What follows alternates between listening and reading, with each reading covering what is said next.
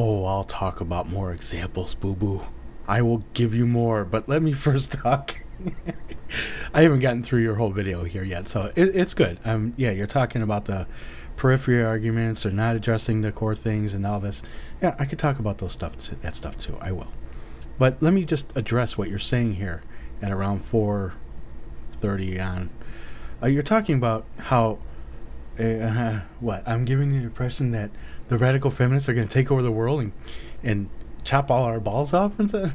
Okay. Some conspiratorial stuff maybe? No, I don't know. I mean, you can go look at some of the comments by... do you have to call them radical feminists? It was on Radical Hub, so I guess they are radical feminists, if you want to make that distinction and how they feel. It's such a shame that you women, it's just such a shame that you can't kill your baby boys. I mean, it's upsetting that we live in a society that you can't kill your baby boys. I mean, doesn't that suck, boo-boo, that you can't do that?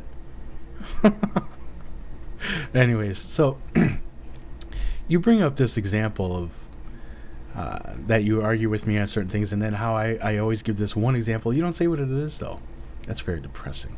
The obvious example I give, the example I give that's obvious, that it's just such a great example of the feminist ideology played to in its extreme form, right?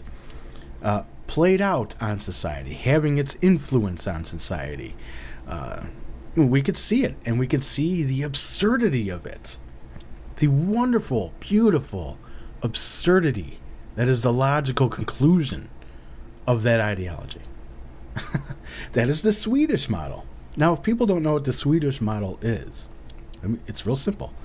There's a law in Sweden that says you can sell prostitutional services to people, right? But you can't buy those services. That's illegal. We will arrest you for that. And they're pushing for stricter and stricter laws. This thing is not over. We're talking about years and years in prison they want. Okay? So it's not over. The fight is still ongoing. Now, just on the face of it, it sounds absurd to any just person. If you go to talk about something that's being sold on the market here, and you tell them, well, you can sell it, but people can't buy it. They would be like, well, what the fuck is this all about? What the fuck are you talking about? Right? Now, how is this such an example, though, of this radical feminist ideology playing out on the world stage and taking over the world? Okay. Because if you go and investigate, right, the people behind pushing such laws, you will find that they are feminists. Right? Go look at the women who, even the specific bill there in Sweden, some of it's difficult to find because it's in Swedish and stuff. But there's other examples I can talk about. But this is such a beautiful example. You can see they want that law. Why do they want that law? Well, quite simply because it hurts men and it helps women. But if they told the people that there's this patriarchal power dynamic in the world that must be righted through shit like this, you think they're going to buy it? No, of course not. How is it sold? How is it sold to the public? I know how it was sold. Now, you bring up other examples. You say, well, it has broader appeal. Yeah, of course it's going to have broader appeal to maybe some religious folks. Okay, so yeah, that's going to be there. So they don't care about the reasoning behind it. They just know that it'll be illegal, right? So they don't care. However they get it done, right? Now, so what is the what was I saying? Oh, the banner it was sold under. What was the banner it was sold under to the general public to get that influence, right? To influence the public. What was it? Well, it was trafficking. No word sells better than that. Human trafficking? Holy shit. We got to do something about this. Pass that law. It's human trafficking. Now, of course, you got the prostitutes over there. They're like, what the fuck? I haven't been trafficked. We see the absurdity. It's wonderful. Now I'm having fun here, okay, with this. I understand. It's a serious situation. Trafficking is a serious situation. And, but like I said in another video regarding the Swedish model, you can clearly, easily have a law, whether you're going to have it illegal or not, whatever you're going to do, you can have the law in place, and let the judges make the exceptions, which they do all the time. That's why we give judges discretion. I don't know how they work over there in Sweden with their judges, but I'm sure it's something similar.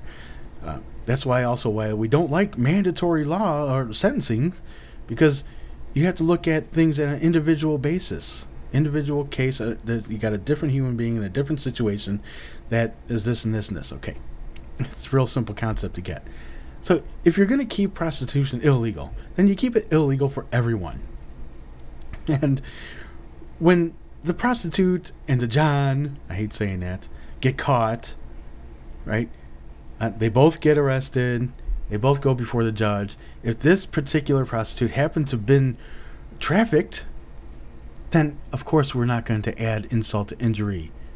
God, it just makes sense to look at it that way. But that's not what the feminists want over there. They don't want that. That doesn't conform to their view of the world. Why would we want to do that? So, in the face of this, I can't believe that you would say something that you don't see it. You don't see how this, or you're minimizing it. You're minimizing it to say, oh, these radical feminists, oh, they're just sitting around talking. No, they're in power. They're in parliament. They're making the laws. The laws are getting passed, and the laws have negative effects on who? Men. Don't you women talk about all this stuff all the time? Right? How the men are in power, and they're passing these laws that are having these negative effects on women. What? Men can't do it now that the tables are turning? No, I think we can. I think it's quite fair, quite legitimate, quite right to do. And don't get me started really talking about minor issues or periphery issues or things like that. Feminists have scoured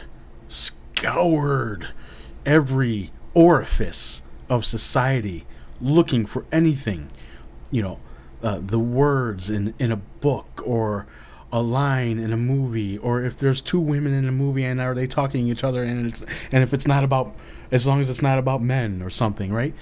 Come on with this. Don't set such a high standard for masculists, while feminists are allowed to talk about anything and everything and make the biggest deal about coffee in a fucking elevator. And come on, man. All right, I'm gonna get on with watching the rest of your video, but and maybe talk about some other stuff later. But I just wanted to address that. Let's not minimize the actual impact and influence that people have on society. They certainly do. Yes, they're not building nuclear weapons and putting men in concentration camps and things of that nature. Of course not. All right, that's it. Peace out, my brother, sister, and everyone in between.